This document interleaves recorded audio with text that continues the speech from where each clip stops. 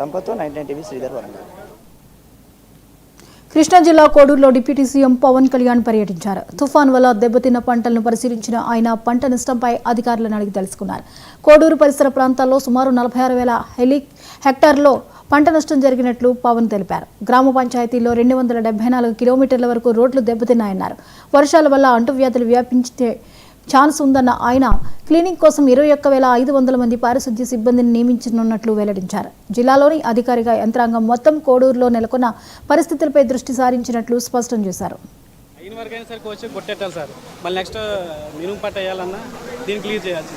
ఇలా వదిలేసేనేమో ఈ 5 బత్తాలు ఏదన్నా అయినా పైకంకులు ఎక్కడికి అవి కూడా. ఈ అంశంపై మరిన్ని అప్డేట్స్ ని ఏపీ స్పెషల్ కరెస్పాండెంట్ సాంబశివరావు అందిస్తారు. సాంబశివరావు, కృష్ణా జిల్లా కోడూరులో డిప్యూటీ సీఎం పవన్ కళ్యాణ్ పర్యటించారు. డీటెయిల్స్ అంటే జ్యోతి, మనం చూసుకున్నట్టే ముందర తుఫాన్ ప్రభావంతో జిల్లా వ్యాప్తంగా పంట నష్టంపై ఏర్పడినటువంటి సంబంధించినటువంటి ఫోటో ఎగ్జిబిషన్ అయితే డిప్యూటీ సీఎం మౌన్గేట్ నియోజకవర్గంలో సందర్శించడం జరిగింది. ముఖ్యంగా దివిసీమలో పంట నష్టానికి సంబంధించి అంచనా వేయడంలో కలెక్టర్ ఆధ్వర్యంలో ఆయన తీసుకోవడం కూడా జరిగింది. ఏదైతే కృష్ణా జిల్లాలో ఉన్నటువంటి ముఖ్యంగా దివిసీమ ప్రాంతంలో అటు ఏదైతే పంటలు ఏవైతే ఉన్నాయో దెబ్బతిన్న పంటలన్నిటికీ సంబంధించి కూడా ముందస్తుగా అంటే అధికారులు తీసుకున్నటువంటి చర్యల వల్ల చాలా ప్రాణ నష్టం, ఆస్తి నష్టం తక్కువ జరిగినప్పటికీ కూడా చాలా విధంగా మనం చూసుకున్నట్లయితే కనుక అంతా కూడా ఆస్తి నష్టాన్ని అయితే ఆయన అరికట్టగలిగే ఉండకొచ్చేవడం జరిగింది.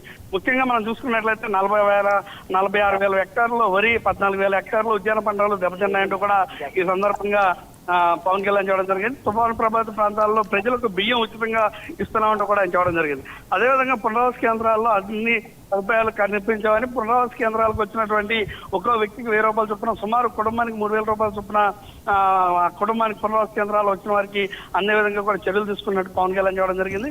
అదేవిధంగా డ్రైనేజ్ వ్యవస్థ ఏదైతే ఉందో ఆ డ్రైనేజ్ వ్యవస్థను పూర్తిగా క్లీన్ చేయడం వల్ల, అంటే కోడం ప్రభుత్వం రాగానే మురుగు కాలువలు ఏవైతున్నాయో వాటన్నింటినీ క్లీన్ చేయడం వల్ల ఎక్కడైతే ఈ వర్షాల ప్రభావితం ఉందో ఆ ప్రాంతం అంతా కూడా నీరు వెళ్ళిపోవడం వల్ల చాలా నష్టాన్ని అరికట్టగలిగామంటూ కూడా ఆయన చేయడం జరిగింది. అదేవిధంగా శానిటేషన్ సంబంధించి పంచాయతీలకు సంబంధించి నిన్ననే 80% వరకు అన్ని శానిటేషన్ పనులు కూడా పూర్తి చేశాము. ఇంకేదన్నా అరకొరగా ఉన్నట్లయితే కనుక వాటిని కూడా ఇవాళ రేపట్లో పూర్తి చేసి ప్రజలకు మంచి నీరు, అదేవిధంగా పారిశుద్ధ్యంతో కూడినటువంటి పరిసరాలు అందించేందుకు అయితే పూర్తిగా అటు పంచాయతీలను కూడా అలర్ట్ చేసినట్టుగా చెప్తుంది. అదేవిధంగా వైద్యానికి సంబంధించి కూడా ఎప్పటికప్పుడు హెల్త్ కేర్ సెంటర్స్ ద్వారా కావచ్చు, వైద్య ప్రత్యేక శిబిరాల ద్వారా కావచ్చు, అటు ప్రజలకు కూడా ఎటువంటి ఇబ్బంది లేకుండా ఆయన అనేక ఏర్పాట్లు చేసినట్టు కూడా చూడడం జరిగింది. ముఖ్యంగా ఏదైతే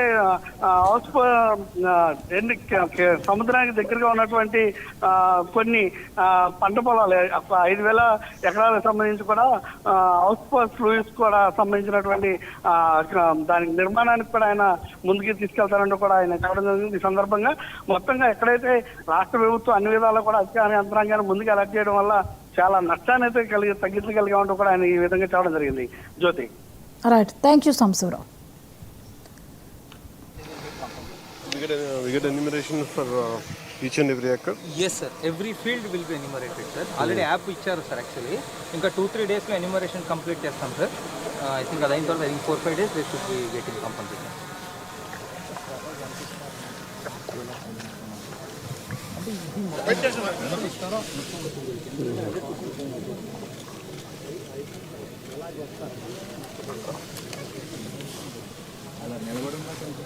తప్పే ఉంది సార్, లోపల తప్పే ఉంటుంది తప్ప పాలు పోసుకునే సిచ్యువేషన్ లేదు సార్. మొన్న ఒక 10 days వాటర్ ఫుల్గా రెయిన్ ఇచ్చింది సార్. వర్షంకి తప్ప అయిపోయింది కంకి. ఈయన పాలు పోసిన టైంలో వర్షం సార్, దాని వెంటనే మళ్ళీ తుఫాను. ఈ తుఫాన్ బాగా బీభత్సమైన గాలికి మొత్తం బ్లాక్ సార్, పూర్తి టోటల్ డ్యామేజ్ సార్. దీనిలో కనిపించేది కూడా ఏం లేదు సార్.